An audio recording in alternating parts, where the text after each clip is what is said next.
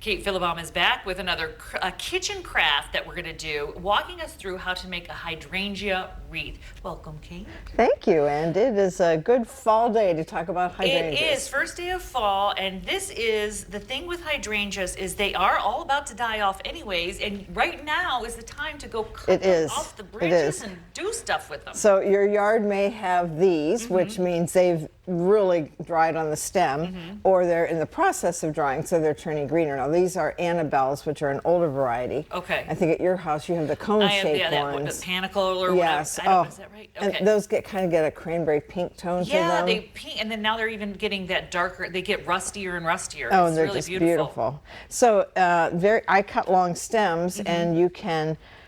I mean, literally, I just put them in a bucket and let them dry in the corner of the garage. Some people like to put a little bit of water and let them dry naturally, but it's. I do the no water method. No water. I take them and then I'll shake them a little bit to make sure we don't have any spideys and things in there, and then I bring them in. And then pull these little wilted leaves off. This is the one thing I love hydrangeas because I'm not a gardener, but hydrangeas make it look like you are a gardener. They're beautiful, they're lush. Yes. They look like you know what you're up to. Long blooming season, but when they need water, the leaves droop.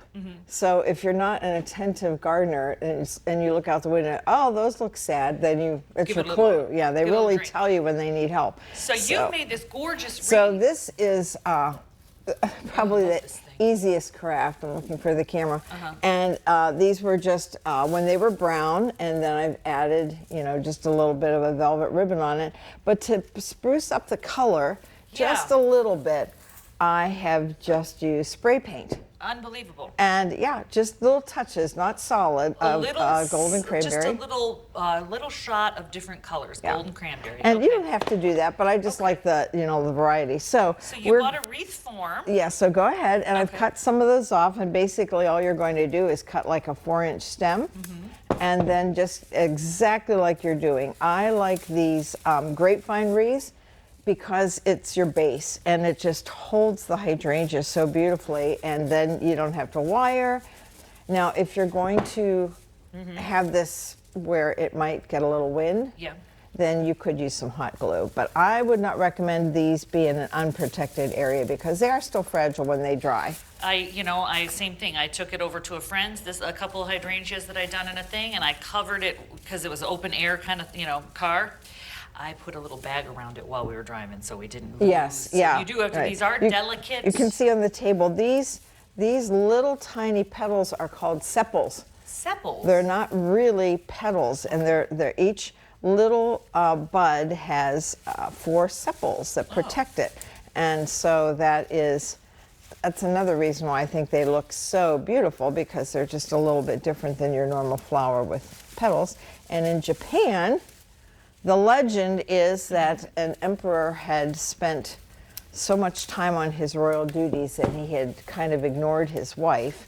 And he offered her a bouquet of hydrangeas. And so the custom in Japan is if you have someone that you've, feel like you need to apologize to, you offer them a bouquet of hydrangeas as a symbol of your love. And again, so when you do this, these hydrangeas are going to last. You said you had a hydrangea Christmas tree for years. We did a 12-foot tree out of gold and cranberry hydrangeas, which was similar to what I showed initially. We just sprayed it more solidly. Okay. And we left it up for 3 years because it was with the lights behind it and gold ornaments.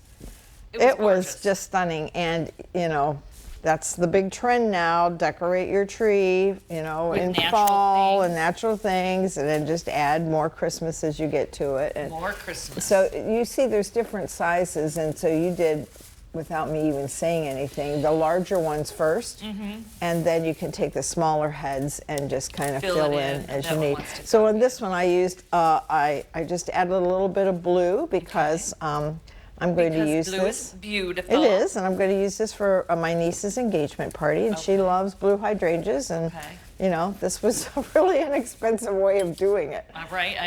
Look, the camera's got that down. Yeah, so let's see.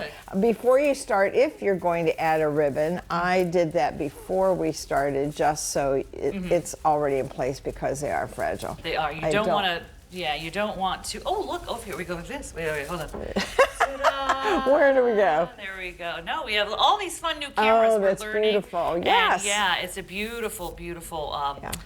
And you reed. can also spray a little spray shellac. Does just, it help keep just the to little, help keep it a okay, little because in we place? do have a little shedding Yeah, here, a little we bit. do. And so if you were going to shoot it with a little things, you just a little blue or a little whatever color you're using, just little bits, so Yes. it's not coated. It's just a little accent. Yeah, that's you can do it however you want, but I think I kind of like the variety of the natural green, and then just add a little bit of blue. I agree. And again, All right. Kate, Heart Gallery is where she's at, and there are always fun things, always crafts, always teas. Always something going on. Always something going on. Thank you, Kate. This All is a right, thanks. perfectly timed fall craft. Eric? Wait, so the emperor sent